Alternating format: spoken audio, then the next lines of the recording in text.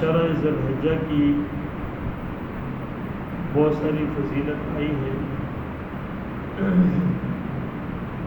اور کسی بھی عمل کی فضیلت وہی فضیلت معتبر ہوتی ہے جو اللہ کے رسول صلی اللہ علیہ وسلم نے بتائی ہو، وہ فضیلت ہوا کرتی ہے۔ اس سے واقعات لوگوں نے یہ کہا، فلانے نے یہ کہا، اس کو فضیلت نہیں کہا کرتے، کیونکہ جس عمل پر ثواب ملتا ہے نا، اس عمل کے اوپر ثواب جب ثابت ہوتا ہے کہ اس کے کرنے پر ثواب ہے، تو سب ثواب دینے والے نے ثواب دینا ہوتا ہے، اور جب اس کو اس طریقے کے مطابق کرتے ہیں جس طرح بتایا گیا ہے، تو پھر جا کر ثواب ملتا ہے۔ تو یہ جو ثواب کا مدار ہے نا، یہ صحیح عمل، سنت کے مطابق عمل، اور پھر اللہ کے رسول صلی اللہ علیہ وسلم نے اس کے بارے میں وضاحت کی ہو، تو تب جا کر وہ عمل قابل ثواب ہے اور اس پر اللہ اجر عطا فرماتے ہیں۔ اسی طرح یہ عشرہ ذی الحجہ جو ہے، اللہ تبارک و تعالیٰ نے قرآن مجید کے اندر قسم کھائی، والفجر ولیال عشر، والفجر ولیال عشر۔ اب قسم فجر کی اور 10 راتوں کی، اور والشفع والوتر، اسی طرح جفت اور طاق کی۔ یہ قسم کھانے کے بعد اللہ تبارک و تعالیٰ نے اور بہت ساری باتیں ارشاد فرمائی، پھر فرمایا ان ربک لبالمرصاد، بے شک آپ کا رب ہاتھ میں ہے، ہاتھ لگائے ہوئے ہیں آپ کا رب۔ تو اس سے انسان کو غفلت نہیں کرنی چاہیے۔ پھر یہ فضیلت کی راتیں والفجر ولیال عشر، کہتے ہیں کہ یہ لیال عشر سے یہ عشرہ ذی الحجہ کی 10 راتیں، عشرہ ذی الحجہ جو یہ ابھی ذی الحجہ کا مہینہ جب شروع ہو جائے گا، تو پہلی تاریخ سے 10 تک ان ایام کی اللہ نے بڑی فضیلتیں ذکر فرمائی ہے۔ ایک تو یہ اس آیت کے اندر آ گیا، دوسرا حضرت ابن عباس رضی اللہ تعالیٰ عنہ اور دیگر حضرات صحابہ کرام سے بھی یہ ثابت ہے، روایت ہے کہ اللہ تبارک و تعالیٰ کو جن ایام میں اعمال بہت زیادہ محبوب ہیں، وہ یہ عشرہ ذی الحجہ ہے، یعنی سب سے زیادہ محبوب ہیں جن ایام میں اللہ پاک کو عمل، کوئی عشرہ ذی الحجہ کے جن ایام ہیں۔ پھر اس کے عشرہ ذی الحجہ کے اندر بھی پھر ان میں ایک روایت میں ہے کہ دن میں اگر انسان کوئی روزہ رکھے، کسی دن بھی، پہلی تاریخ کو، دوسری کو، تیسری کو، تو روزہ تو چند گھنٹوں کا نہیں ہوتا نا، روزہ تو پورے دن کا صبح سے شام تک کا ہوتا ہے۔ کوئی روزہ رکھے تو اس کا روزہ رکھنا ایسا ہے جس طرح سے سال کا روزہ رکھنا، 1 سال کے روزوں کے برابر ثواب ہے۔ اب یہ کسی بھی ایک دن رکھے تو 1 سال کے روزوں کے برابر۔ 9ویں ذی الحجہ جو ہے نا، جس کو عرفہ کا دن کہا جاتا ہے، اس کے لیے الگ سے فضیلت ذکر کرو کہ 9ویں ذی الحجہ کو اگر کوئی روزہ رکھتا ہے تو اس کے ثواب ایسا ہے کہ 1 سال پہلے 1 سال بعد کے گناہ اللہ تبارک تعالیٰ معاف فرما دیں گے۔ 9ویں ذی الحجہ، 9ویں ذی الحجہ اس کو یوم عرفہ بھی کہا جاتا ہے، اور 9ویں ذی الحجہ 9ویں ذی الحجہ ہے۔ 9ویں ذی الحجہ یا جو ذی الحجہ کی 9ویں تاریخ ہے اس کو کہا جاتا ہے، یہ نہیں ہے کہ اس کے اندر مغالطہ ہوتا ہے کہ یہ تو یوم عرفہ تو وہاں حج پہ ہوتا ہے، تو یہاں پر تو نہیں ہے۔ تو اس کا مطلب کہ لوگ دیکھتے ہیں کہ یار وہاں عرفہ ہے تو ہم کہتے ہیں کہ ہمارے بھی یہ عرفہ ہے، یہ مغالطہ ہے، یہ غلط فہمی ہے۔ ایسا نہیں ہے، بلکہ 9ویں ذی الحجہ جس کی فضیلت ہے وہ 9ویں ذی الحجہ ہے جو عید سے 1 دن پہلے والی ہے۔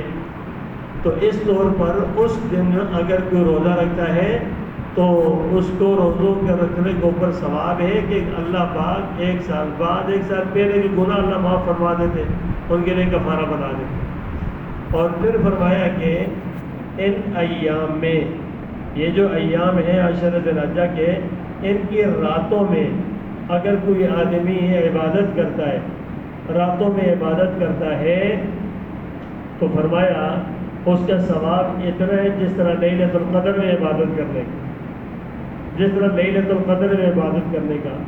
تو میرے بھائیوں، ذوق اور شوق کی بات ہے اور رغبت کی بات ہے۔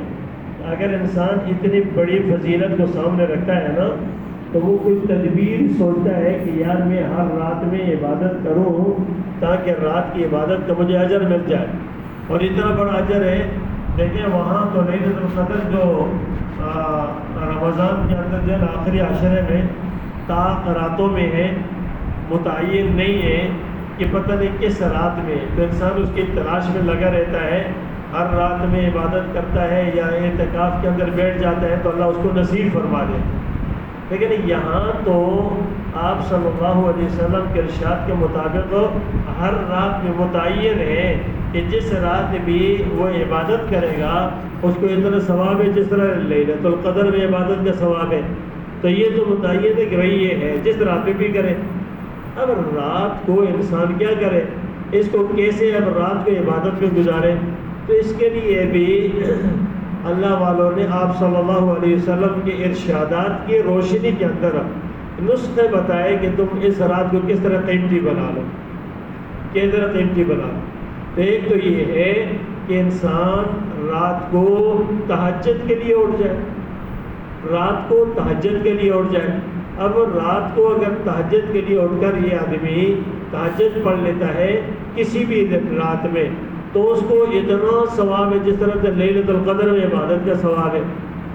دوسرا یہ کہ اگر انسان کو رات کو تہجد اٹھنے کا اگر موقع نہیں ملا، لیکن یہ آدمی یہ کرے کہ عشاء کی نماز بھی جماعت کے ساتھ پڑھے اور فجر کی نماز بھی جماعت کے ساتھ پڑھے۔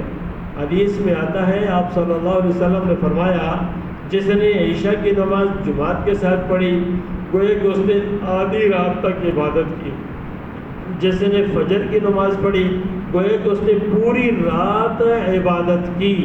اس کو عشاء کی نماز جماعت کے ساتھ پڑھنے اور فجر کی نماز جماعت کے ساتھ پڑھنے پر یہ ثواب ملتا ہے کہ گویا کہ پوری رات اس نے عبادت کی، رات میں عبادت کا ثواب ملتا ہے۔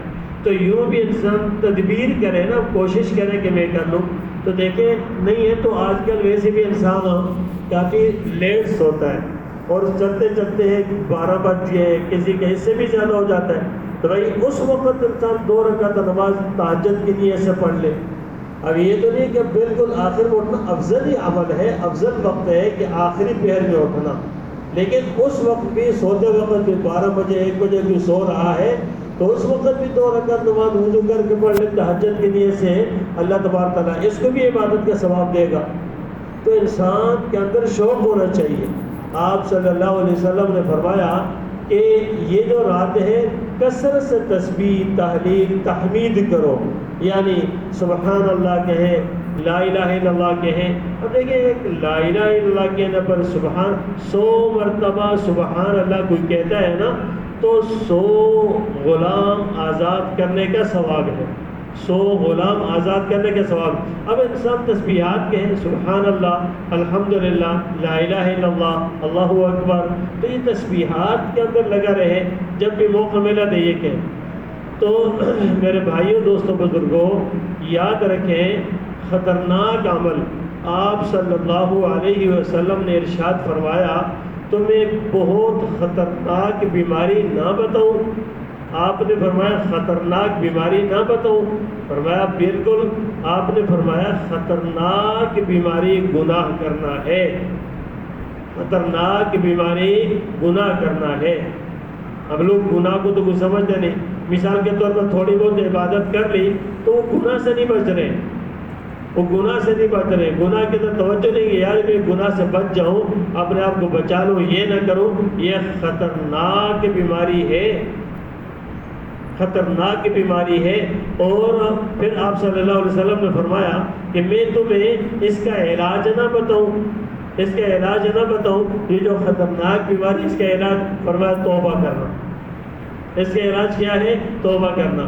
اللہ اکبر کبیرہ. کتنا آسان معاملہ ہے، کتنا آسان معاملہ ہے کہ بھئی انسان سے گناہ تو انسان سے ہوتے ہیں نا، انسان فرشتہ تو نہیں ہے، لیکن توبہ کرتا رہے، توبہ کرتا رہے، گناہ کو اپنے ساتھ نہ لگائے، دور کرتا رہے اس کو. دیکھیں نا کہ آپ ہمارے جسم کے اوپر نا اگر تھوڑا سا بھی داغ لگ جائے تو سچ بتائیں اس داغ کو تو ہم کپڑوں سے دور کریں گے، دور کریں گے، دھوئیں گے. نہیں دھولے ہیں تو کپڑے اتار دیں گے، چینج کریں گے، لیکن اس کے اوپر داغ لگتا ہوا انسان کے سامنے نہیں جاتے. یار داغ لگا ہوا ہے تو کیسا انسان ہے کہ بھئی اس کے اوپر گناہ کا داغ لگا ہوا ہے، گناہ کا داغ لگا ہوا ہے، اور یہ انسان اس داغ کے ساتھ اپنے اللہ کے سامنے آ جاتا ہے، اس کو پرواہ نہیں ہے. بھئی اس کو دھو لے، اور کس سے دھو جاتا ہے؟ توبہ سے دھو دیا جاتا ہے. آسان معاملہ ہے، توبہ کریں اور صاف ہو. دیکھو میرے بھائیوں، توبہ کے علاوہ نا گزارا ہی نہیں، گنجائش ہی نہیں ہے. اور توبہ اتنا بڑا دروازہ ہے نا اللہ تبارک تعالیٰ نے اس امت کے لوگوں پر کھولا ہے نا کہ جب تک سانس ہے نا بھئی توبہ کر کے پاک صاف ہو جائے. منٹوں کیا سیکنڈوں کے اندر انسان توبہ کر کے اپنا آپ کو بالکل صاف کر لیتا.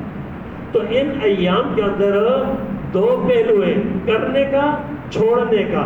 تو کرنے کا عمل تو ہے جتنا بھی انسان کی توفیق ہوتی ہے، جتنا گنجائش ہوتی ہے، جو اپنی طاقت کے مطابق اور جتنا ٹائم ملتا ہے وہ کرتا ہے نیکی.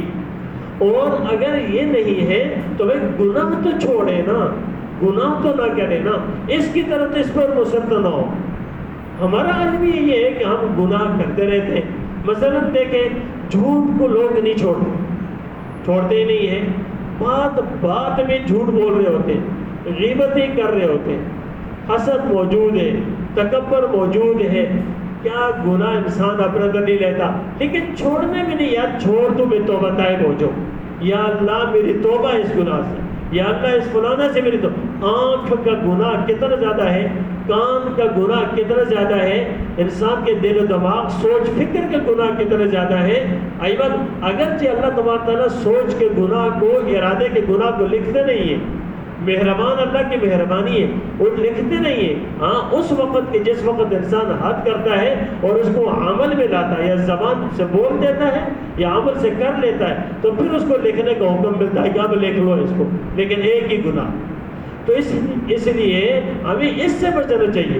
دیکھیں آپ حضرات علماء نے لکھا ہے کہ یہ گناہ نا اتنا خطرناک ہے، اتنا خطرناک ہے، ہم جتنی بھی اس کی تشبیہ دے سکتے ہیں خطرناک ہونے سے اس سے زیادہ خطرناک ہے، اس سے زیادہ.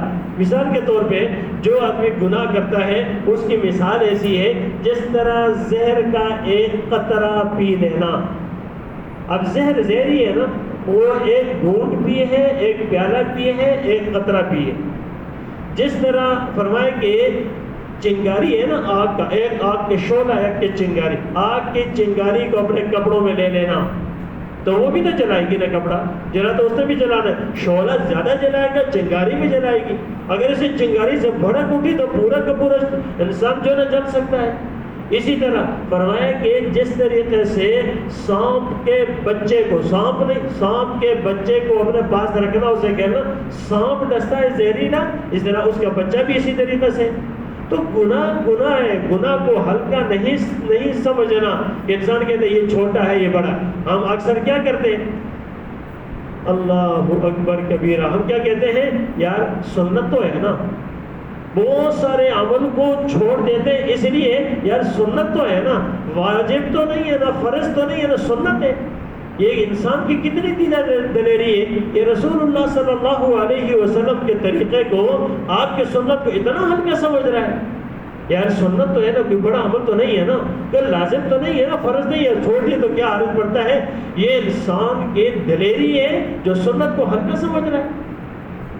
تو میرے بھائیوں ہم چاہیے کہ قیمتی بنائیں، اور قیمتی تب بنے کہ جس وقت ہمارے اعمال سے. دوسرا یہ ہے کہ ان ایام کے شروع ہونے سے جو ناخن زید بال وغیرہ کاٹنا، یہ ان لوگوں کے لیے ہے کہ جنہوں نے قربانی کا ارادہ کیا. جو قربانی کا ارادہ کرے وہ اپنے ناخن وغیرہ بال وغیرہ اس سے پہلے کاٹ لے، اس میں نہ کاٹے، مستحب عمل ہے، مستحب عمل ہے۔ اگر کسی نے نہ کیا اس کو گناہ نہیں ملے گا، اس کو گناہ نہیں ملے گا، لیکن کر لے تو اچھا ہے، مستحب ہے، جو ثواب ملے گا۔ مستحب کہتے ہیں کہ کر لیا تو ثواب ملے گا، نہ کیا تو گناہ نہیں ملے گا۔ مباح کہتے ہیں کرنا نہ کرنا برابر ہے، اور لیکن مستحب کو پر ثواب ملا کرتا ہے۔ تو بندہ حریص ہوتا ہے، شوق ہوتا ہے میں ثواب کو حاصل کروں۔ تو ان ایام کے اندر اور بھی انشاءاللہ اعمال ہیں، وہ اپنی جگہ میں بیان ہوں گے۔ تو ہمیں چاہیے ہے کہ ان ایام کو قیمتی بنائیں، اور قیمتی میرے اور آپ کے سوچ، ارادے اور عمل سے ہوگا۔ ابھی سے ارادہ کریں کہ ہم نے انشاءاللہ قیمتی بنانا ہے، مانگتے رہیں اللہ سے، توبہ کرتے رہیں اللہ پاک سے، مانگتے رہیں، توبہ کرتے رہیں۔ اللہ تبارک تعالیٰ ہمیں گناہوں پر ڈٹنے والا نہ بنائے، اللہ گناہوں کے اوپر ہمیں اصرار کرنے والا نہ بنائے۔ جب ڈٹتے ہیں نا تو بہت خطرناک معاملہ ہوتا ہے۔